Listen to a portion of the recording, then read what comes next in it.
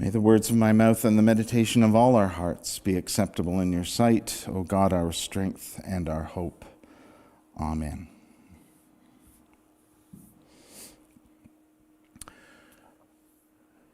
It's a pretty familiar story, probably, particularly if you were in Sunday school and did anybody learn the song? Zacchaeus was a wee little man. It's a classic of Sunday school hymnody, I guess. It's quite a familiar story, though, because essentially what happens is that someone who is hated and reviled by the community is welcomed back because the lost are found by Jesus, right? Really? Okay, let's look at the story for a second. See, there's two different ways. There's two different perspectives, opposite ends, if you will, at which we can look at this story, because there's some disagreement amongst biblical scholars as to how you might actually translate the oldest version of this text that we have, because it might have said, after he meets Jesus, Zacchaeus says, I'm going to do this. I'm going to give back 4 times whatever I took from people, and I'm going to give half my money to the poor. But there's also some biblical scholars who say, actually, you could translate as, Zacchaeus said, I have been giving half my money to the poor and paying back people 4 times what I took from them. So, is he going to do it because he met Jesus, or has he been doing it, and that's why Jesus wants to meet him? That kind of changes how we talk about this story a little bit, doesn't it? Because on the one hand, it's a story about someone being saved, the lost are found, in terms of what they've been doing. And perhaps the other is more a question of the lost are found in terms of how they are perceived by their community.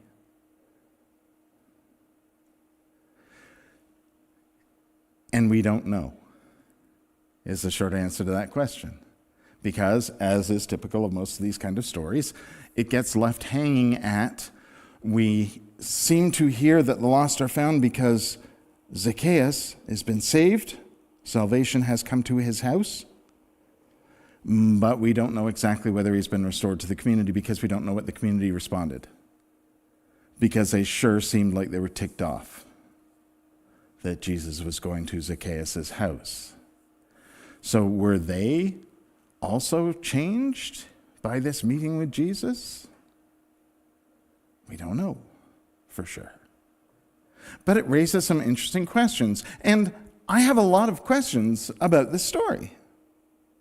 I have a lot of questions because there's lots of things about this story that I think are kind of unusual. First of all, Zacchaeus gets a name. Why? Usually when Jesus has encounters with people, they don't get a name. Very rarely, at least. He meets people all the time. He heals people all the time. He saves the lost all the time. Zacchaeus gets a name. It could be because Zacchaeus' name actually means something along the lines of pure of heart or true, which would seem to now head us in the direction of maybe Zacchaeus wasn't such a bad guy after all, and he was doing the right thing. It's just that because he was also a tax collector, he was hated for that. So maybe it's the people that need to find out more. But he gets a name. He also climbs up a tree. Adults don't climb trees, do they? Well, he needed to get a better view of Jesus because he was short. When have you ever heard physical descriptions of people in their meeting with Jesus, unless it was absolutely vital to the telling of the story, someone who needed healing, for instance? Zacchaeus clearly did not need healing from his shortness. That came out wrong in so many different ways. But that is a key element of the story is because he needs to see Jesus, or Jesus needs to see him. It could be either, couldn't it? He's little, so he's kind of lost. Ooh, he's lost. He's lost in the crowd. So he climbs a tree so he can get a better view. And coincidentally, Jesus gets a better view too because he sees him. Little bits of information, incidental information that we normally wouldn't get in a story. We know he's a tax collector and he's rich, so we don't even need to assume that he's rich because he's a tax collector. It's in the story. And it's not Zacchaeus that invites Jesus over, it's Jesus that invites him to his house. Once again, it's not just enough that Jesus sees him, Jesus is drawing attention to him. Why? Is it because he's about to be saved and he's going to do some good things? Or is it because Jesus already knows he's been doing good things and he wants everyone else to know it and to get themselves past judging him for what he does? You may recall last week, the week before, when we had sheep. I believe it was last week. Oh yeah, it was last week. I remember. Sorry, flashback. What we were talking about was these parables that Jesus tells in response to the Pharisees criticizing him for hanging out with tax collectors and sinners. And instead of saying right off the bat, I came to find the lost and bring them back, he tells three stories. The story of the lost sheep, which is what we talked about last week, the lost coin, and the prodigal son. Nobody gets a name, by the way, in those parables. He tells three stories, which are great.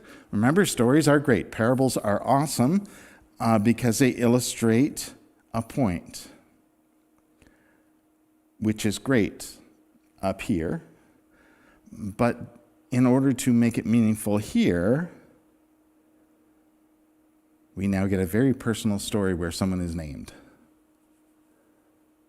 So I think this is Jesus once again making that same point, clearly, because the lost are found.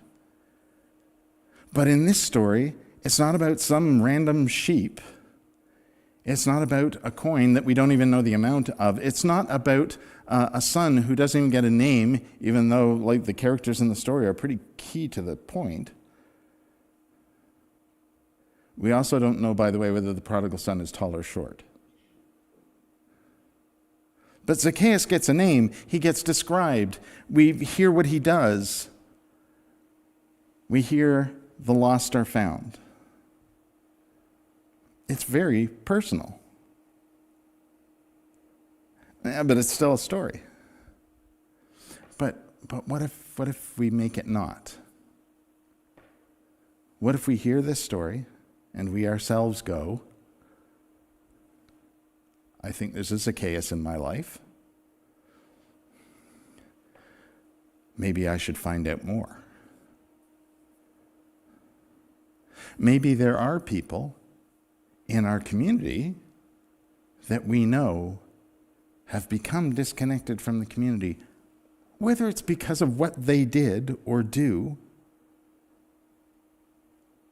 or what they don't do that we wish they did, or whether we just don't approve of them, or we can't be bothered to find out any more information, so I don't even want to know them. Whatever it is, there are surely people in our own community that we know who may not even have a name for us yet, that should have a name, that we should know. And we should find out, as maybe the community in this story should find out. Has Zacchaeus been giving money away to the poor and paying people back? Or is he going to do it? Whichever it is, find out. I don't think this is a story about one person who is lost being found by Jesus. I think it's about a whole community of people who are lost because they're so quick to judge, even with cause, that they don't bother to find out anything more. They don't bother to find out why Zacchaeus is called Zacchaeus. Because maybe there's more to him than what he's been judged for already. And maybe we definitely know Zacchaeus. Not even just one, we know many in our lives, I'm sure. Some of them might work for Revenue Canada, but still, that shouldn't be a factor. The point is we should get to know them and find out. And in doing that, they may well be restored to the community. I think that's a key part of all of these lost and found things, if I haven't already said it enough times. It's not just about whether Jesus brings them back. It's about whether they are welcomed and affirmed and given the opportunity to belong by the community. Because surely the lost are only truly found when they are restored and made whole, not just within themselves, but within the community in which they live.